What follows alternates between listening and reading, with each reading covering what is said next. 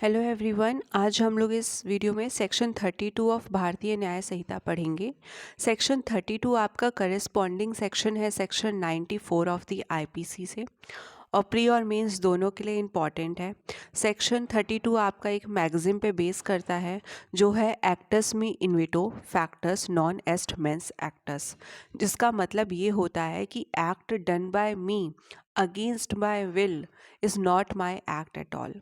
तो ऐसा कोई एक्ट जो एक व्यक्ति के द्वारा किया गया पर उसकी इच्छा नहीं थी वो एक्ट करने की, तो फिर वो एक्ट उस व्यक्ति का नहीं होगा। मतलब उसने किसी दबाव में आकर वो एक्ट किया है, वॉलेंटरली वो एक्ट नहीं करा है। तो जब उसने अपनी इच्छा से वो एक्ट नहीं करा है तो वो एक्ट उस व्यक्ति का नहीं कहलाएगा, माना जाएगा कि उस व्यक्ति ने ऐसा एक्ट नहीं किया है। Section 32 act to which a person is compelled by threat.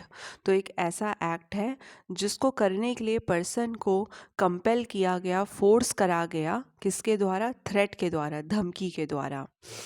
तो section 32 except murder and offence against the state punishable with murder. Nothing is an offence which is done by a person who is compelled to do it by threat, which at the time of doing it reasonably caused the apprehension that instant death to that person will otherwise be the consequence।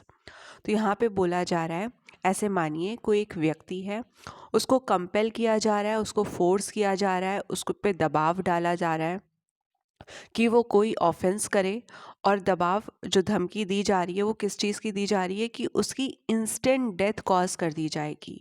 मतलब तुरंत उसको मार दिया जाएगा अगर उसने वो ये काम नहीं करा। जो धमकी दे रहा है वो बता रहा है कि कुछ करो और अगर तुम नहीं करोगे तो तुम्हें तुरंत मार देंगे, इंस्टेंट डेथ की धमकी है।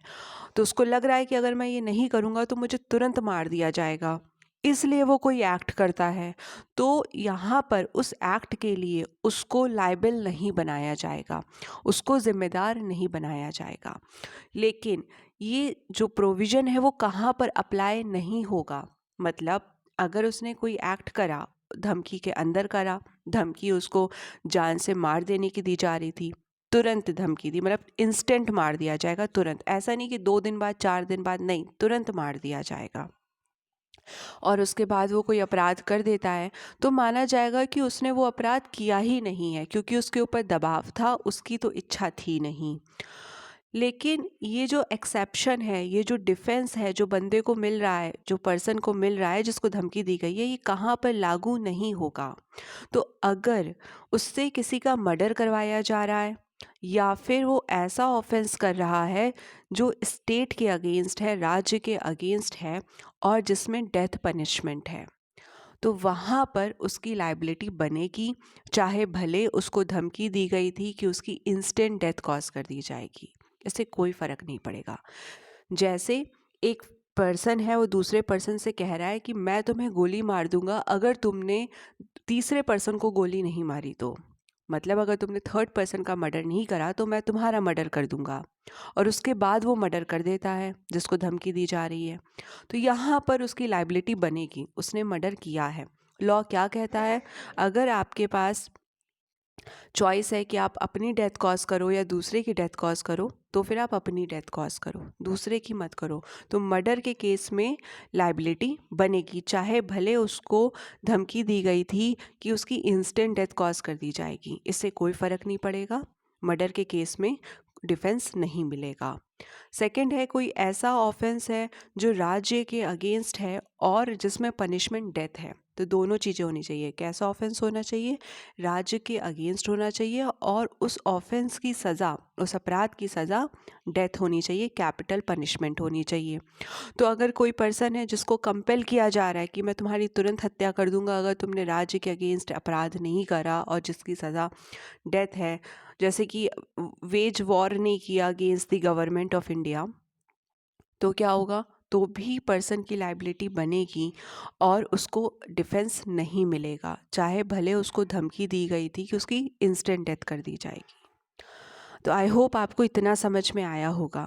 उसके बाद है, provided that the person doing the act did not of his own accord or from a reasonable apprehension of harm to himself short of instant death, place himself in such the situation by which he became subject to such constraint. अब क्योंकि उसको defence अगर चाहिए, अगर ये बात हुई है तो वहाँ पर उसकी खुद की गलती नहीं होनी चाहिए।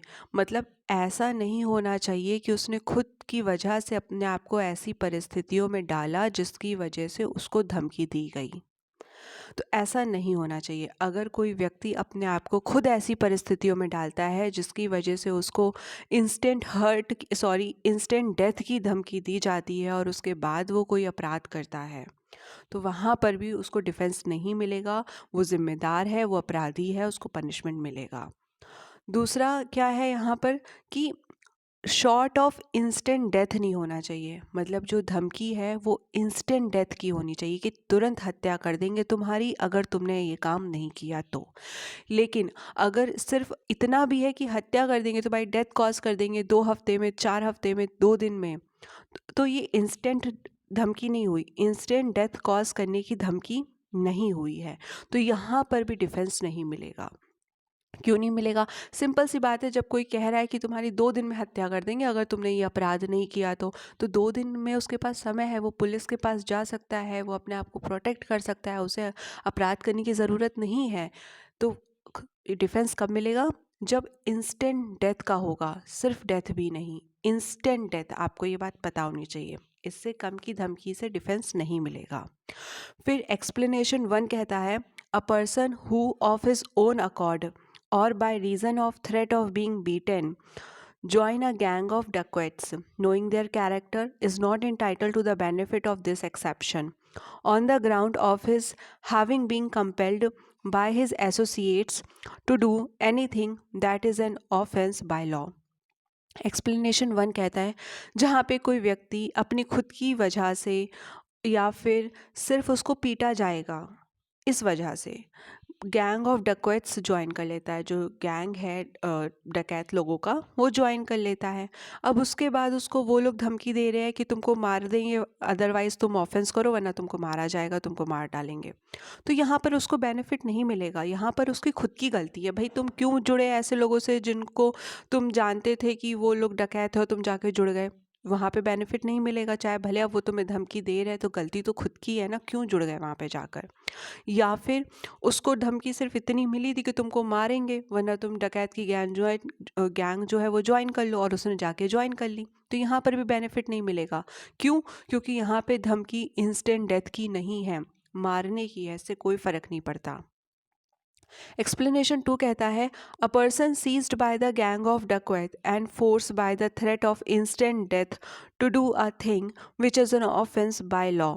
For example, a smith compelled to take his tools and to force the door of the house for the dacoit to enter and plunder it is entitled to the benefit of this section. तो explanation 2 कहता है, जहाँ पे किसी person को seize कर लिया गया डकैत के द्वारा और फिर अब उसको तुरंत इंस्टेंट डेथ की धमकी दी जा रही है कि तुम दरवाज़ा खोलो, क्योंकि डकैत को क्या करनी है, चोरी करनी है।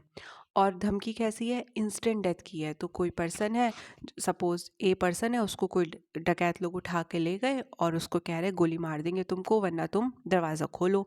तो जो स्मिथ है वो दरवाज़ा खोल देता है। तो यहाँ पर क्या होगा, उसको बेनिफिट मिलेगा। क्यों? क्योंकि यहाँ पर जो धमकी थी वो इंस्टेंट डेथ की थी, वो अपने आप जाकर तो गैंग से जुड़ नहीं गया। और यहाँ पर जो ऑफेंस हो रहा है वो मर्डर नहीं है, उसके द्वारा जो दरवाज़ा खोला जा रहा है वो मर्डर का ऑफेंस तो है नहीं, ना ही स्टेट के अगेंस्ट पनिशेबल है जिसमें डेथ पनिशमेंट हो। तो यहाँ पर क्या हो जाएगा, उसको बेनिफिट मिलेगा क्योंकि ये उसका काम नहीं था, उसने वॉलंटरली ये काम नहीं किया। तो आई होप आपको सेक्शन 32 समझ में आया होगा। अगर आपको वीडियो हेल्पफुल लगता है तो लाइक शेयर सब्सक्राइब ज़रूर करिएगा। Thank you.